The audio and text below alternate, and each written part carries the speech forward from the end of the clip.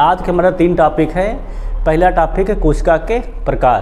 पहला टॉपिक हमारा क्या है? कोशिका के प्रकार। कोशिका 2 प्रकार के होती हैं, है ना सिद्धार्थया? कौन कौन सी हमारी? प्रोकैरियोटिक और यूकेरियोटिक, ठीक है नहीं। उसके बाद हम लोग क्या पढ़ेंगे? प्रोकैरियोटिक और यूकेरियोटिक में अंतर पढ़ेंगे। उसके बाद हम लोग क्या पढ़ेंगे? प्रोकैरियोटिक और यूकेरियोटिक कोशिका में अंतर पढ़ेंगे।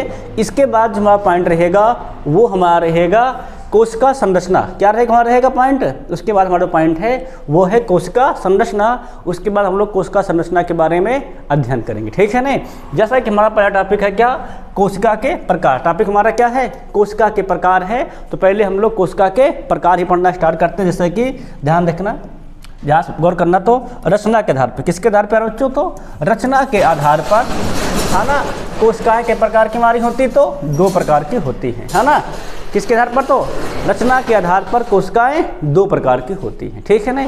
पहली कोशिका देखिए कौन हमारी होती है? तो प्रोकैरियोटिक। दूसरी कौन हमारी होती है? तो यूकेरियोटिक होती है। ध्यान रखना, समझ में आया क्या ना यार? रचना के आधार पर कोशिका कितनी प्रकार की हमारी होती है? तो 2 प्रकार की। पहली कौन हमारी? प्रोकैरियोटिक। दूसरी कौन हमारी होती? तो यूकेरियोटिक होती है, ठीक है नहीं। क्लियर हो गया है। आगे अगर हम बात करते हैं, पहली कोशिका हमारी कौन सी थी? प्रोकैरियोटिक कोशिका थी, अर्थात प्रोकैरियोटिक सेल है। तो ध्यान रखना, इस प्रकार की कोशिका को प्रारंभिक कोशिका कहा जाता है। क्या कहता है? इस प्रकार को कोशिका कहता है।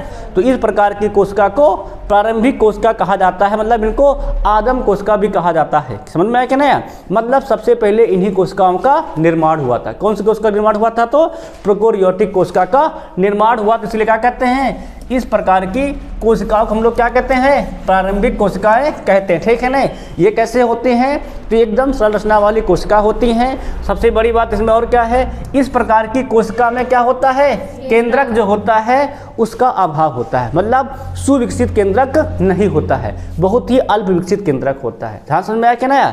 प्रोकैरियोटिक कोशिका में क्या होता है? तो इनको सबसे प्राचीन कोशिका कहा जाता है या इनको प्रारंभिक कोशिका कहा जाता है।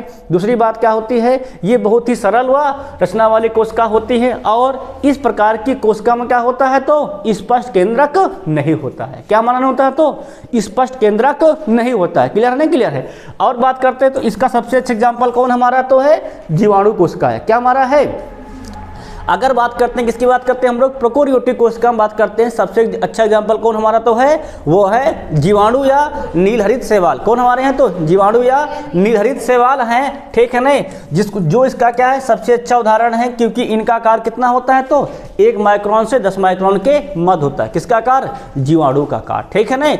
और अगर हम बात कर लेते हैं तो इनमें पाए जाने वाले कौन हमारे? अनुवांशिक पदार्थ, जैसे कि डीएनए, ठीक है नहीं, आरएनए, गुणसूत्र क्या कोशिका द्रव्य के विशेष क्षेत्र में मौजूद होते हैं। मतलब इनका कोई फिक्स क्षेत्र नहीं होता है, एक मतलब एक क्षेत्र में केवल ये सब क्या होते हैं? मौजूद होते हैं, ठीक है ना। मतलब प्रोकैरियोटिक कोशिका में एक मतलब विशेष क्षेत्र में सारी चीज़ क्या हमारी होती हैं?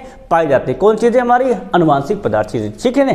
जिसे हम लोग क्या कहते हैं? इसी विशेष क्षेत्र को हम लोग कहते हैं न्यूक्लियाइड कहते हैं। हम लोग क्या कहते हैं? न्यूक्लियाइड, ठीक है ना। मतलब इनमें सुविकसित केंद्रक नहीं पाया जाता है ना, इसीलिए क्या कहते हैं इसको हम लोग? जहाँ पर अनुवांशिक पदार्थ यहाँ पर पाए जाते हैं, ठीक है ना, प्रोकैरियोटिक कोशिका में, उसको हम लोग क्या कहते हैं? न्यूक्लियाइड कह देते हैं। क्लियर है? नहीं क्लियर? इतना पॉइंट। अगर हम थोड़ा सा और आगे बढ़ते हैं, ध्यान देखना, तो अगला जो हमारा पॉइंट है इसमें केंद्रक झिल्ली की अनुपस्थिति में। किसकी उपस्थिति में? तो इसमें केंद्रक झिल्ली, पहली बात तो केंद्रक क्या नहीं पाया जाता है ना स्पष्ट रूप से। तो केंद्रक झिल्ली के अनुपस्थिति के कारण क्या हमारे केंद्रक में पाए जाने वाले कौन हमारे? डीएनए, आरएनए, प्रोटीन आदि कोशिका के क्या रहते हैं? हमारे द्रव्य के संपर्क में रहते हैं। मतलब केंद्रक तो रहता नहीं है, तो कोशिका द्रव्य में क्या रहेंगे? सब इसके संपर्क में रहते हैं। कौन हमारे? तो डीएनए, आरएनए और अनुवांशिक पदार्थ, ठीक है ना। और बात करते हैं तो कोशिका द्रव्य में हमारे क्या?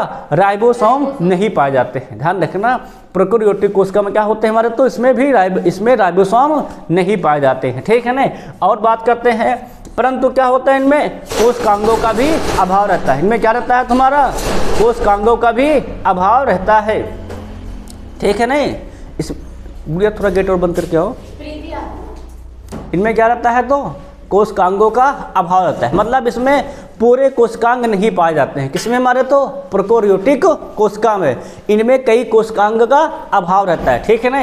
आगे बात कर लेते हैं हम लोग। तो जितने हमारे क्या होते हैं प्रकाश संश्लेषी जीवाणु होते हैं, क्या हमारे होते हैं जितने भी हमारे हैं प्रकाश संश्लेषी जीवाणु, मतलब जो प्रकाश से क्या करते हैं अपने भोजन का निर्माण करते हैं, वो जीवाणु क्या कहलाते हैं हमारे प्रकाश संश्लेषी जीवाणु। ठीक है नहीं। उनमें जो पाया जाता है क्या हमारा हरित लवक। हरित लवक कहाँ पाता है तो प्लाज्मा झिल्ली निर्मित हमारे क्या होते हैं थैलीनुमा संरचना में मौजूद होता है। मतलब एक प्लाज्मा झिल्ली से एक थैलीनुमा संरचना होती है, इसमें क्या पाते हैं तो जो हमारे होते हैं प्रकाश संश्लेषी जीवाणु होते हैं उनके हरित लवक पाए जाते हैं। क्लियर है कि नहीं क्लियर है। तो प्रकाश संश्लेषी जीवाणु के हरित लवक कहाँ पाए जाते हैं तो प्लाज्मा नुमा एक थैली झिल्ली में पाए जाते हैं। ठीक है ना। किसमें हमारे तो प्रोकैरियोटिक कोशिका में। आगे हम थोड़ा सा बात कर लेते हैं इसमें और थोड़ा सा ध्यान रखना। तो हमारा जो नेक्स्ट टॉपिक है वो है यूकैरियोटिक कोशिका। हमारा क्या अगला हमारा पॉइंट है तो वो हमारा है यूकैरियोटिक कोशिका है। ठीक है ना। यूकैरियोटिक कोशिका क्या होती हैं तो ये वो ऐसी कोशिकाएं हैं जो क्या होती हैं पूर्ण रूप से विकसित होती है। ध्यान रखना यूकैरियोटिक कोशिका क्या होती है हमारी पूर्ण रूप से विकसित होती है, और वहीं प्रोकैरियोटिक कोशिका क्या थी अल्प विकसित थी। वो प्रारंभिक कोशिका थी, ये बाद में है ना जो पूर्ण रूप से विकसित कोशिका क्या कहलाएगी हमारी तो वो कहलाती है हमारी यूकैरियोटिक कोशिका। तो वे क्या कहते हैं ऐसी कोशिकाएं जो क्या होती हैं पूर्ण रूप से विकसित होती है, उन्हें हम लोग क्या कहते हैं यूकैरियोटिक कोशिका कहते हैं। ठीक है ना। इस प्रकार की कोशिका में जीवाणु और नीलहरित शैवाल छोड़कर बाकी जितने हमारे क्या होते हैं जंतु आते हैं या पादप आते हैं सब में क्या होती है हमारी यूकैरियोटिक कोशिका पाई जाती है। क्लियर हुआ कि नहीं क्लियर हुआ। किसमें हमारे तो जीवाणु और कौन नीलहरित शैवाल को छोड़ करके जितने हमारे जंतु और पादप होते हैं उन सब में क्या पाई जाती है हमारी तो यूकैरियोटिक कोशिका पाई जाती है। तो वे क्या कहते हैं तो इस प्रकार की कोशिकाएं जीवाणु तथा नीलहरित शैवाल को छोड़कर क्या होते हैं सभी पौधे तथा जंतुओं में पाई जाती हैं। ठीक है ना। और सबसे बड़ी बात क्या है इनकी जो रचना होती है वो क्या होती है पूर्ण विकसित होती है। क्या होती है रचना क्या होती है हमारी होती है पूर्ण विकसित होती है। किसकी तो यूकैरियोटिक कोशिका की। समझ में आया कि ना। तो क्या कहते हैं यह रचनात्मक आधार पर पूर्ण विकसित कोशिका होती है। इनका आकार क्या होता है बड़ा होता है।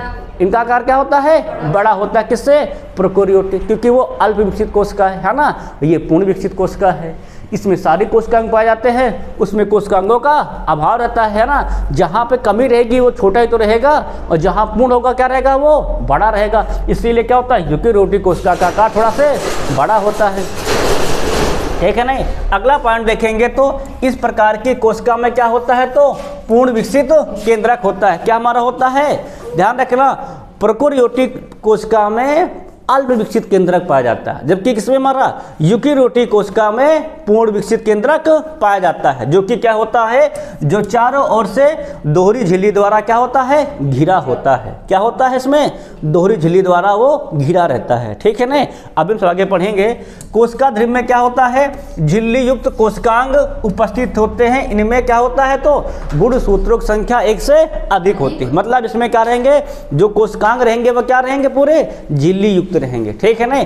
और सबसे बड़ी बात क्या है कि इनमें गुणसूत्रों की संख्या, किसकी संख्या हमारी गुणसूत्रों की संख्या किसमें यूकैरियोटिक कोशिका में क्या होती है तो एक से अधिक होती है। की संख्या कितनी हमारी होती है तो एक से अधिक होती है। समझ में आया क्या ना। यूकैरियोटिक कोशिका में गुणसूत्रों संख्या कितनी हमारी होती है तो एक से अधिक होती है। क्लियर है ना क्लियर है। आगे हम लोग थोड़ा देखते हैं। तो अब हमारा जो पॉइंट है वो है प्रोकैरियोटिक एवं यूकैरियोटिक कोशिकाओं में अंतर। हमारा टॉपिक पॉइंट क्या हमारा अगला जो हमारा पॉइंट है वो है प्रोकैरियोटिक और यूकैरियोटिक कोशिकाओं में अंतर। हम लोग अंतर पढ़ेंगे, दोनों में डिफरेंट देखेंगे। किसमें हमारा प्रोकैरियोटिक कोशिका और यूकैरियोटिक कोशिका में क्या अंतर होता है। ठीक है ना। जैसे कि हमारा पहला अंतर है, आज का गौर करो तो देखो इन्हीं को हम लोग क्या कहते हैं प्रोकैरियोटिक कोशिका को हम लोग आदिम कोशिका कहते हैं, मतलब प्रारंभिक कोशिका कहते हैं। समझ में आया क्या ना यार। किसको हम लोग कहते हैं आदिम कोशिका तो प्रोकैरियोटिक कोशिका को। क्यों कहते हैं क्योंकि इनका निर्माण प्रारंभ में हुआ, इसलिए क्या कहते हैं उनको प्रिमिटिव सेल भी कहते हैं, या आदिम कोशिका कहते हैं, या प्रारंभिक कोशिका भी कहते हैं। किसको हम लोग कहते हैं तो प्रोकैरियोटिक कोशिका। ठीक है ना। वही हमारा कौन सी कोशिका यूकैरियोटिक कोशिका क्या हमारी होती तो ये सुविकसित होती हैं। क्या हमारी होती तो ये सुविकसित कोशिकाएं होती हैं। क्लियर है ना क्लियर दोनों अंतर। कौन सी हमारी प्रोकैरियोटिक हम लोग कहते हैं आदिम कोशिकाएं, वही कौन हमारी यूकैरियोटिक कोशिका कहलाती है हमारी सुविकसित कोशिकाएं। क्लियर हुआ ना, क्लियर हुआ। अगला जो हमारा पॉइंट है ध्यान देना प्रोकैरियोटिक के लिए, तो प्रोकैरियोटिक कोश में क्या होता है, इनमें प्रारंभी अविकसित केंद्रक होता है। क्या होता है इनमें प्रारंभी अविकसित केंद्रक होता है, मतलब इनमें बहुत ही अल्प केंद्रक विकसित हो पाता है। किसमें हमारा प्रोकैरियोटिक कोशिकाओं में, जबकि यूकेरियोटिक में क्या होता है सुविकसित केंद्रक पाया जाता है। क्लियर हुआ कि नहीं क्लियर हुआ। प्रोकैरियोटिक कोशिकाओं में अल्प विकसित केंद्रक होता है, वहीं किसमें हमारा देखा जाए तो यूकेरियोटिक कोशिकाओं में तो पूर्ण विकसित केंद्रक पाया जाता है। क्लियर है नहीं क्लियर है। इसमें क्या होता है वहाँ तो पूर्ण विकसित केंद्रक होता है, वही प्रोकैरियोटिक कोशिका में क्या होता है केंद्रक कला तथा केंद्रिका का अनुपस्थित होता है। इसमें क्या होता है, इसमें ना केंद्रक कला पाया जाता है ना ही केंद्रिका पाई जाती है। किसमें हमारे देखा जाए तो प्रोकैरियोटिक कोशिकाओं में क्या होता है, इनमें केंद्रक कला और क्या हमारी केंद्रिका अनुपस्थित होती है। जहाँ समझ में आया कि नहीं, किसमें तो प्रोकैरियोटिक कोशिकाओं में ना तो केंद्रक कला होता है ना ही क्या होती है केंद्रिका पाई जाती है। क्लियर हुआ ना क्लियर हुआ। वही यूकेरियोटिक में क्या होता है, इनमें केंद्रक कला तथा केंद्रिका उपस्थित होती है। क्लियर हुआ कि नहीं क्लियर हुआ। मतलब प्रोकैरियोटिक कोशिकाओं में न केंद्रक कला पाया जाता है ना ही केंद्रिका पाई जाती है। वही यूकेरियोटिक में क्या होता है तो केंद्रक कला पाई जाती है और केंद्रिका भी पाई जाती है। क्लियर है क्लियर है। अगला पॉइंट देखेंगे हम लोग, नेक्स्ट बढ़ते हैं। प्रोकैरियोटिक कोशिका में क्या होते हैं, इनमें झिल्ली युक्त कोशिकांग क्या हमारे होते हैं, झिल्ली युक्त कोशिकांग अंगक जैसे कि गाल्जी तंत्र, इंडोप्लाज्मिक रेटिकुलम, लाइसोसोम, हरित लवक, माइटोकॉन्ड्रिया आदि नहीं होते हैं। बात समझ में क्या ना, इनमें क्या हमारे झिल्ली युक्त कोशिकांग अंगक जैसे कौन कौन हमारे देखा जाए तो गाल्जी तंत्र, इंडोप्लाज्मिक रेटिकुलम है ना, और हमारा लाइसोसोम, हरित लवक, माइटोकॉन्ड्रिया आदि नहीं होते हैं। किसमें हमारा तो प्रोकैरियोटिक कोशिका में। वहीं किसमें देखा जाए हमारा तो यूकेरियोटिक कोशिका, इनमें क्या होते हैं झिल्ली युक्त कोशिकांग अंगक होते हैं जैसे कौन हमारे गाल्जी तंत्र, इंडोप्लाज्मिक रेटिकुलम, लाइसोसोम, हरित लवक, माइटोकॉन्ड्रिया आदि क्या होते हैं इसमें उपस्थित होते हैं। क्लियर है नहीं क्लियर है। मतलब ये अंग जो है झिल्ली युक्त अंग होते हैं, ठीक है नहीं, कोशिका में, वो प्रोकैरियोटिक कोशिकाओं में नहीं पाए जाते हैं, जबकि यूकेरियोटिक कोशिकाओं में क्या होते सारे हमारे होते हैं पाए जाते हैं। इतनी बात क्लियर हुई कि नहीं क्लियर हुई, समझ में क्या ना। आगे हम लोग देखेंगे, बढ़ेंगे, थोड़ा सा गौर करेंगे। अगला हमारा क्या होता है, प्रोकैरियोटिक कोशिका में समसूत्री कोशिका विभाजन नहीं होता। इनमें क्या होता है तो समसूत्री कोशिका विभाजन नहीं होता है। किसमें हमारा देखा जाए तो प्रोकैरियोटिक कोशिका में, जबकि यूकेरियोटिक कोशिका में क्या होता है, इनमें समसूत्री कोशिका विभाजन होता है।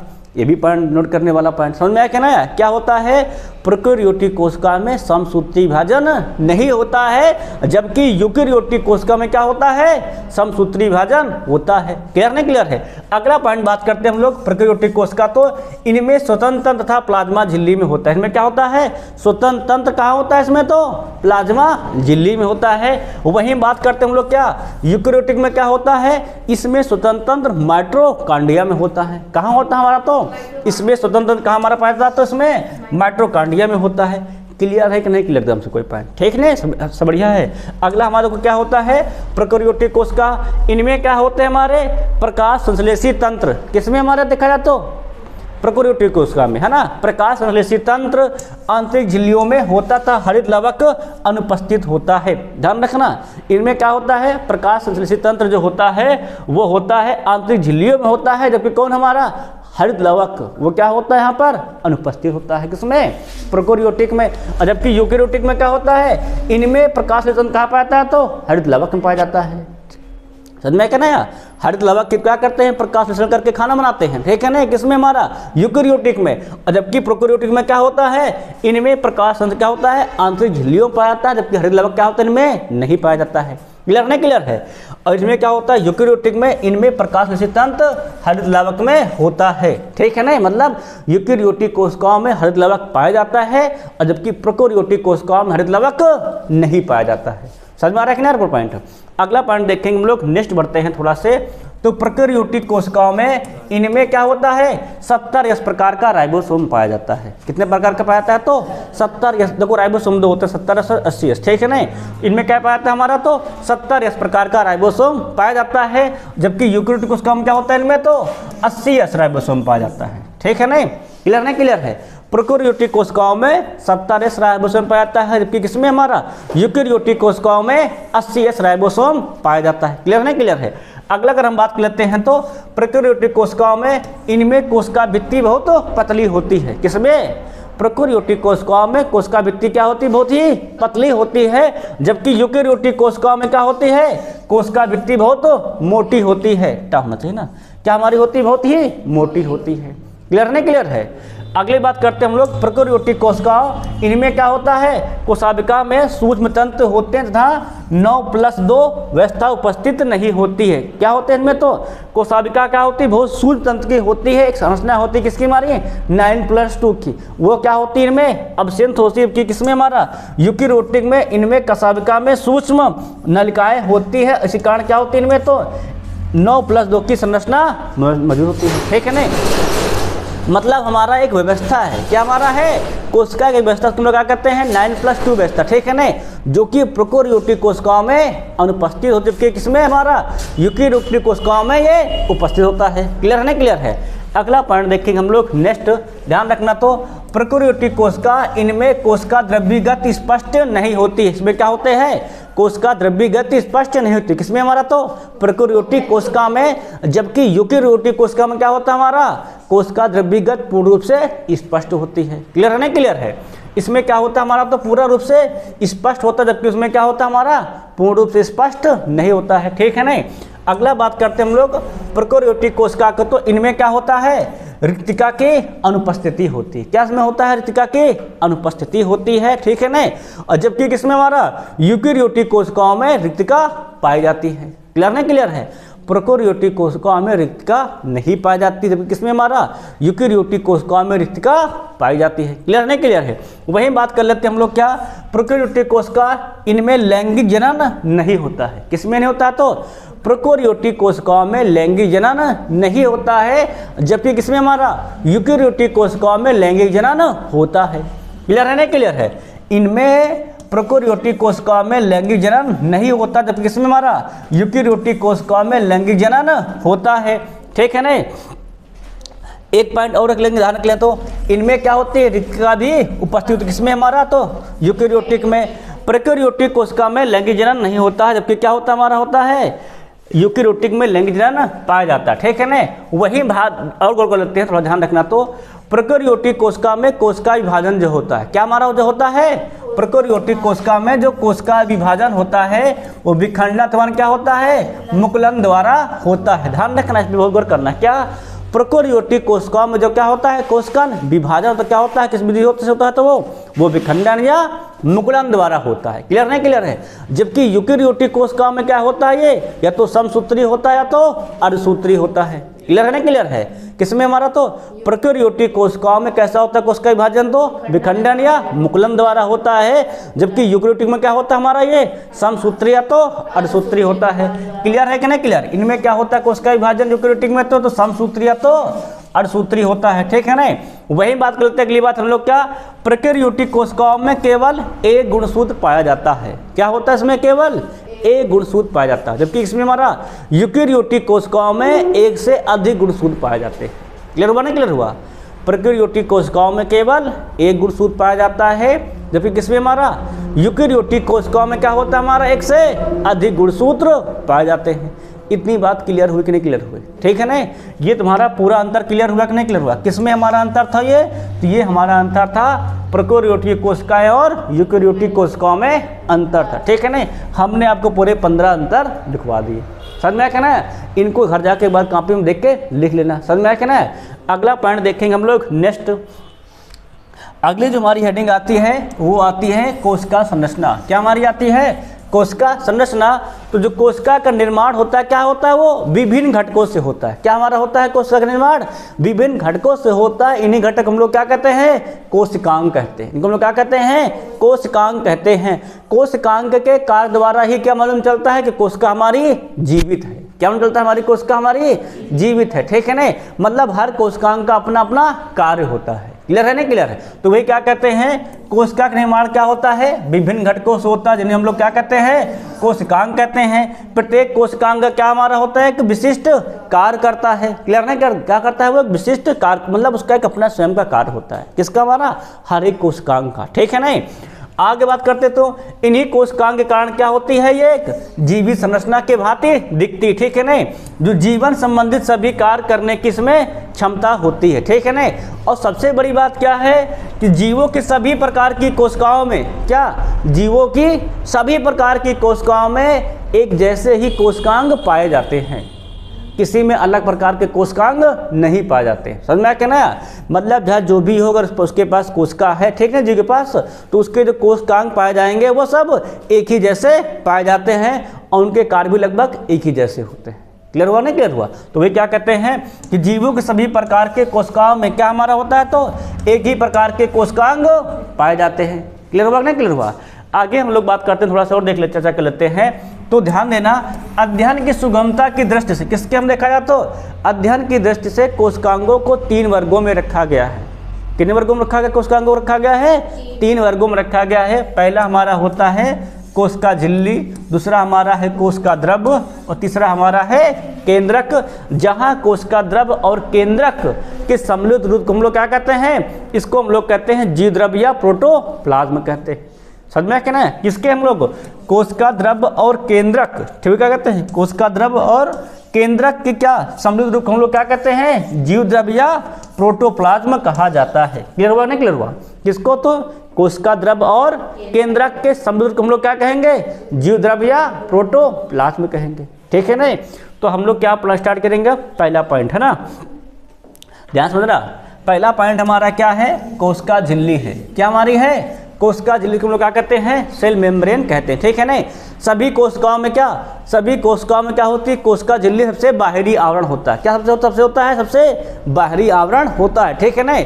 पादप कोशिकाओं में सबसे बाहरी आवरण जो होता है वो हमारी होती है कोशिका भित्ति, ठीक है नहीं। लेकिन कोशिका भित्ति के बाद क्या पाई जाती है, तो कोशिका झिल्ली ही पाई जाती है, ठीक है नहीं। जंतु कोशिकाओं में कोशिका भित्ति तो होती नहीं है, तो जंतु कोशिका का सबसे बाहरी भाग क्या हमारा होता है, तो वो कोशिका झिल्ली ही होता है, ठीक है नहीं। क्लियर हुआ नहीं क्लियर हुआ? तो कोशिका झिल्ली क्या होती है, प्रत्येक कोशिका का सबसे बाहरी चारों और एक क्या हमारा होता है, बहुत पतली मुलायम और क्या होती है, लचीली झिल्ली होती है। इसको हम लोग क्या कहते हैं, देखो कोशिका झिल्ली के अन्य नाम भी है, इसको ध्यान रखना। क्या नाम? पहला कोशिका झिल्ली पता ही, इसको प्लाज्मा झिल्ली या प्लाज्मा मेम्ब्रेन भी कहते हैं, ध्यान रखना। क्या कहते हैं इसको हम लोग, प्लाज्मा झिल्ली, कोशिका झिल्ली या प्लाज्मा मेम्ब्रेन भी कहते हैं, ठीक है ना। पेपर में क्वेश्चन इससे बना सकते हैं, कोशिका झिल्ली का अन्य नाम और क्या है, ठीक है ना। क्या उसका अन्य नाम है हमारा, प्लाज्मा झिल्ली या प्लाज्मा मेम्ब्रेन भी है, ठीक है ना। ये क्या होता है, कोशिका सबसे बाहरी भाग होता है, क्या करता है, कोशिका को ढककर रखता है, ठीक है ना। अगला पॉइंट देखेंगे तो यह कैसी होती है, तो यह झिल्ली जीवित होती है और कैसी होती है, तो यह अर्धपारगम्य होती है। क्या होती है झिल्ली, अर्धपारगम्य होती है, मतलब कुछ चीज़ों को अंदर बाहर आने देती है और बाकी चीज़ों को अंदर रोक रखी होती है, ठीक है ना। मतलब कोशिका झिल्ली से सभी चीज़ें अंदर नहीं आ सकती है, कुछ ही चीज़ें अंदर बाहर आ जा सकती है। क्लियर है नहीं क्लियर है? तो वे क्या कहते हैं, अर्धपारगम झिल्ली होती है, क्योंकि झिल्ली द्वारा क्या होता है, कुछ ही पदार्थ अंदर तथा बाहर आ जा सकते हैं, सभी पदार्थ नहीं, ठीक है नहीं। इसीलिए क्या कहते हैं इसको हम लोग को चयनात्मक पारगम झिल्ली भी कहते हैं। क्या कहते हैं इसको हम लोग कहते हैं, चयनात्मक पारगम झिल्ली भी कहते हैं, मतलब सिलेक्टिवली है ना, परमेबल मेम्ब्रेन भी इसको कहा जाता है। मतलब चयनात्मक है ना पारगम झिल्ली इसको हम लोग कहते हैं, मतलब कुछ ही चीज़ें जो इसको चयन करेगा, किसको जाना है किसको नहीं जाना देना है, उसे क्या करता है, ये आने जाने देता है। इसलिए क्या कहते हैं इसको हम लोग अर्धपारगम झिल्ली भी कहते हैं। किसको, तो कोशिका झिल्ली को, ठीक है ना। अगर पूछा जाए अर्धपारगम झिल्ली कौन हमारी, तो है कोशिका झिल्ली या प्लाज्मा झिल्ली या प्लाज्मा मेम्ब्रेन है। क्लियर है ना क्लियर है? आगे हम लोग ध्यान देते, थोड़ा सा ध्यान रखना। तो इलेक्ट्रॉन शून्यदर्शी में यह क्या होती है, एक दोहरी झिल्ली के रूप में दिखाई देती है। किसमें देखा जाएगा, अगर हम क्या देखते हैं, इलेक्ट्रॉन शून्यदर्शी से देखते हैं, कोशिका झिल्ली क्या दिखती है, एक दोहरी झिल्ली के रूप में यहाँ दिखाई देती है। और क्या मालूम चलती है कि जिसमें बीच बीच में क्या होते हैं, अनेक छिद्र उपस्थित रहते हैं। छिद्र रहेंगे तभी कुछ चीज़ें ऊपर बाहर आ जा सकेंगे, है ना। इसमें क्या रहते हैं, अनेक छिद्र क्या रहते हैं, इसमें रहते हैं, उपस्थित रहते हैं। और बड़ी बात क्या होती है, कोशिका झिल्ली लिपिड और प्रोटीन की बनी होती है। किसकी बनी होती है, तो ये लिपिड और प्रोटीन की बनी होती है। कौन हमारा, कोशिका झिल्ली, ठीक है ना। इसमें 2 परत क्या हमारे होते हैं, प्रोटीन के होते हैं, मतलब देखो ऐसे बना होता है। ऊपर ऊपर क्या रहेगा हमारा, झिल्ली रहेगी, बीच में क्या रहेगा इसके, लिपिड भरा रहता है। बीच में क्या रहता है इसके, रहता है लिपिड भरा रहता है। किसमें हमारा, कोशिका झिल्ली में। समझ में आया क्या ना, मतलब प्रोटीन के 2 लेयर रहेंगी और बीच में क्या रहेगा इसमें, लिपिड भरा रहता है। वे क्या कहते हैं, किसकी बनी होती है, तो ये प्रोटीन और लिपिड की बनी होती है। ठीक है ना, मतलब 2 कोशिका झिल्ली रहेंगी, ठीक है ना, प्रोटीन की, और बीच में क्या रहेगा उसमें लिपिड भरा रहता है। क्लियर है, क्लियर है। आगे बात करते हैं तो कोशिका झिल्ली का क्या कार्य हमारा एक है, सीमित झिल्ली का कार्य करती है, मतलब ज़्यादा फैली नहीं होती। ठीक है, मतलब पूरे आवरण को घेरे रहती है, ऐसी बात नहीं है। ठीक है ना। अगला, यह कोशिका क्या बनाती है, कोशिका का एक निश्चित आकार रखने में मदद करती है। क्लियर है ना, क्लियर है। साथ ही साथ क्या करती है, या कोशिका को यांत्रिक सहारा भी प्रदान करती है। कौन, हमारी कोशिका झिल्ली, मतलब सभी कोशिकाओं को क्या रखता है अपने अंदर, बांध के रखता है। कौन, हमारा कोशिका झिल्ली, कि कोई कोशिकांग अंदर से बाहर कोशिका से निकलने ना पाए। ठीक है ना, ध्यान रखना इसको। और क्या होता है, भिन्न भिन्न प्रकार के अणुओं को बाहर निकलने और अंदर जाने के लिए नियंत्रण करती है। ठीक है ना, इसको ध्यान रखना। जंतु कौन हमारा, फ्लैजिला, माइक्रोविलाई आदि के निर्माण में क्या होती है, कोशिका झिल्ली सहायक भी होती है। ठीक है ना, किसके हमारा, तो फ्लैजिला और माइक्रोविलाई के आदि निर्माण में क्या होती है, हमारी कोशिका झिल्ली सहायक भी होती है। मतलब कोशिका झिल्ली जो होती है क्या होती है, कोशिका का सबसे बाहरी आवरण है। ठीक है ना, जो क्या करती है, कोशिका को सुरक्षित संरचना और उसका आकार भी प्रदान करती है। ठीक, क्लियर नहीं, क्लियर है। आगे हम लोग थोड़ा बात करेंगे इसमें, ध्यान रखना। अगला जो हमारा पॉइंट है वो है कोशिका भित्ति। क्या होती है, कोशिका भित्ति। कोशिका भित्ति जो है ये केवल पादप कोशिकाओं में पाया जाता है। कहाँ पाया जाता है, केवल ये पादप कोशिकाओं में पाया जाता है। जंतु कोशिकाओं में कोशिका भित्ति नहीं पाई जाती है। ठीक है ना, पादप कोशिकाओं का सबसे बाहरी भाग होता है ना, वो होता है कोशिका भित्ति। ध्यान रखना, जंतु कोशिकाओं का सबसे बाहरी भाग क्या है, तो वो है कोशिका झिल्ली, और जबकि पादप कोशिकाओं का सबसे बाहरी भाग क्या हमारा है, तो वो है कोशिका भित्ति। क्लियर हुआ ना, क्लियर हुआ।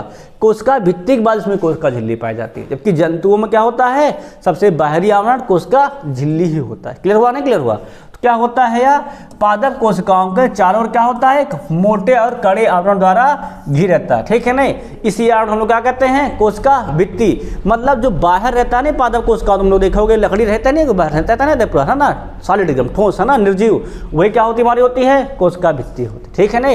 पूछा था कोशिका भित्ति बनी किसकी होती है, किसकी बनी होती, तो कोशिका भित्ति मुख्यतः सेल्यूलोज की बनी होती है। ध्यान रखना, क्या होती है मुख्यतः, ये सेल्यूलोज की बनी होती है। ये भी बहुत पूछा गया। ठीक है ना, पूछा जाता है कोशिका भित्ति बनी किसकी होती है, सेल्यूलोज की बनी होती है। क्लियर नहीं, क्लियर है। अगला पॉइंट है, यह क्या होता है, तो ये पारगम्य होता है। क्या हमारा होता है, पारगम्य होता है। सेल्यूलोज का तुम्हारा क्या एक है, जटिल पदार्थ, जो क्या करता है, कोशिकाओं को संरचनात्मक, कैसा हमारा प्रदान करता है, तो कोशिकाओं को संरचनात्मक, मतलब पूरा उनकी कोशिका का स्ट्रक्चर डिसाइड करता है। कौन हमारा डिसाइड करता है, तो कोशिका भित्ति। क्लियर नहीं, क्लियर है। क्या करता है ये, इनको संरचना पूरी प्रदान करता है। और सबसे बड़ी बात क्या है, कोशिका भित्ति कैसी हमारी है, तो निर्जीव भाग है। कैसा हमारा भाग है, तो निर्जीव भाग। कोशिका भित्ति निर्जीव भाग है, जबकि कोशिका झिल्ली कैसा भाग था हमारा, सजीव भाग था। समझ में आया क्या नया, मतलब कोशिका झिल्ली के उस पर हमें क्या पहुंचेगा, नुकसान पहुंचेगा, जबकि कोशिका भित्ति पर हमें कोई नुकसान नहीं पहुंचेगा। क्लियर है ना, क्लियर है। आगे हम बात करते हैं, ध्यान रखना, तो इसी कारण क्या होती है, कोशिका भित्ति कड़ी और निर्जीव होती है। ठीक है नहीं। और ध्यान दिया जाए तो इसमें विभिन्न प्रकार के हमारे क्या होते हैं, एस्थुलन मौजूद होते हैं। क्या हमारे होते हैं, एस्थुलन मौजूद होते हैं, और ये अर्धपारगम्य नहीं होती है। कौन हमारा, तो कोशिका भित्ति। कोशिका भित्ति हमारी क्या होती है, तो ये अर्धपारगम्य नहीं होती। क्लियर नहीं, क्लियर है। आगे हम बात करते हैं, तो पादप कोशिका का निश्चित रूप प्रदान करने का कार्य कौन करता है हमारा, तो कोशिका भित्ति करता है। क्लियर नहीं, क्लियर है। समझ में आया क्या ना, कोशिका भित्ति क्या करता है, तो सभी पादप कोशिकाओं को एक निश्चित आकार प्रदान करने का कार्य करता है। तो वे क्या करते हैं, पादप कोशिका क्या करते हैं, एक निश्चित रूप प्रदान करने का कार्य करते हैं। ठीक है ना।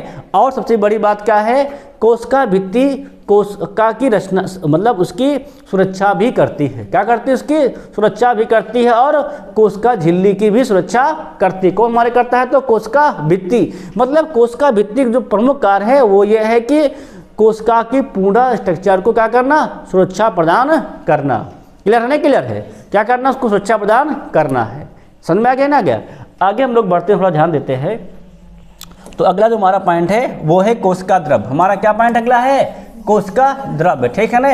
कोशिका द्रव हमारा क्या होता है, तो जीव द्रव, ध्यान रखना क्या हमारा होता है, तो ये जीव द्रव का वह भाग जो क्या होता है, कोशिका और केंद्रक के बीच में स्थित होता है। कहाँ हमारा होता है, तो कोशिका द्रव, ध्यान रखना कहाँ पर आता है, तो ये कोशिका झिल्ली और केंद्रक के बीच में जो द्रव होता है उसको हम लोग क्या कहते हैं, कोशिका द्रव कहते हैं। क्लियर हुआ ना, क्लियर हुआ। कहाँ पर आता है, तो यह भाग क्या होता है, हमारा होता है तो कोशिका भित्ति और केंद्रक के बीच में होती है, इसको हम क्या कहते हैं, कोशिका द्रव कहते हैं। इसमें अनेक पदार्थ, अकार्बनिक और कार्बनिक पदार्थ पाए जाते हैं, ठीक है ना। अगर बात कर लेते हैं अकार्बनिक पदार्थ में क्या पता है, खनिज, लवण और जल, जबकि बात करते हैं कार्बनिक पदार्थ, क्या बात है इसमें, कार्बोहाइड्रेट, प्रोटीन एवं वसा होते हैं, ठीक है ना, जो कि क्या होते हैं, जो निर्जीव पदार्थ हैं, जो क्या हमारे हैं निर्जीव पदार्थ। ध्यान रखना, अकार्बनिक पदार्थ, खनिज, लवण, जल और कौन हमारा कार्बनिक पदार्थ, कार्बोहाइड्रेट, प्रोटीन और कौन हमारा वसा, सिर्फ क्या होते हैं, सब होते हैं, सब ये सारे हमारे निर्जीव पदार्थ होते हैं। कैसे हमारे सब होते हैं, तो निर्जीव पदार्थ होते हैं। क्लियर नहीं, क्लियर है। अगला देखा जाए तो कोशिका द्रव कैसा होता है, तो एक बहुत ही गाढ़ा और पारभासी एवं चिपचिपा पदार्थ है। कैसा हमारा है, तो ये बहुत ही गाढ़ा एवं चिपचिपा पदार्थ, और कैसा हमारा है, ये तो पारभासी है। ध्यान रखना कैसा हमारा, तो ये ट्रांसलूसेंट था तो पारभासी है, मतलब इसके आर पार बहुत ही कम देखा जा सकता है। समझ में आया ना यार। अगला बात क्या, इसमें अनेक रचनाएं उपस्थित होती है, जिनके क्या होते हैं, अलग अलग कार्य होते हैं। इन्हें हम क्या कहते हैं, इन रचनाओं को हम लोग कोशिकांग कहते हैं, ठीक है ना। कोशिका द्रव में क्या होता है हमारा, तो अनेक रचनाएं पाई जाती हैं, ठीक है ना, जिनके क्या होते हैं, अलग अलग कार्य होते हैं। इन रचनाओं को हम लोग क्या कहते हैं, कोशिकांग कहते हैं। क्लियर हुआ ना, क्लियर हुआ। इनको हम लोग क्या कहते हैं, कोशिकांग कहते हैं, ठीक है ना। कुछ कोशिकांग के बारे में हम लोग आज अध्ययन करेंगे भी, ठीक है ना। ध्यान रखना, तो यूकेरियोटिक कोशिकाओं में, ध्यान रखना, देखो किसमें हमारा, तो यूकेरियोटिक कोशिकाओं में कोशिकांग क्या होते हैं, तो झिल्ली युक्त होते हैं, जबकि किसमें हमारा, प्रोकैरियोटिक कोशिकाओं में झिल्ली युक्त तो नहीं होते हैं। क्लियर है ना, क्लियर है। अभी बताया था उधर पहले ही, किसमें, प्रोकैरियोटिक कोशिकाओं में और यूकेरियोटिक कोशिकाओं में अंतर है ना। तो यूकेरियोटिक कोशिकाओं के जो कोशिकांग होते हैं वो कैसे होते हैं, तो झिल्ली युक्त होते हैं, जबकि प्रोकैरियोटिक कोशिकांग क्या होते हैं, हमारे झिल्ली युक्त तो नहीं होते हैं। क्लियर नहीं, क्लियर है। अगला पॉइंट देखते हैं, क्या हमारे देखेंगे और करेंगे, तो कोशिका द्रव में निम्नलिखित हमारे क्या होते हैं, कोशिकांग पाए जाते हैं, जो कि क्या करते हैं, उसके उपापचय में अपनी अपनी दक्षता निभाते हैं, ठीक है ना। जैसा कि हमारा पहला आता है, ध्यान रखना, पहले हमारा क्या देखो तो है, अंतःप्रद्रव्य जालिका, इंडोप्लाज्मिक रेटिकुलम, ठीक है ना। हमारा पहला क्या है, अंतःप्रद्रव्य जालिका, समझ क्या कहते हैं, इंडोप्लाज्मिक रेटिकुलम कहते हैं। ये जंतु एवं पादप क्या होता है, जंतु एवं पादप कोशिकाओं में, ठीक है ना, पूरे उसमें क्या, कोशिका द्रव में क्या, हमारे पूरे कोशिका द्रव में एक जालनुमा पूरा बिछा रहता है, ठीक है ना।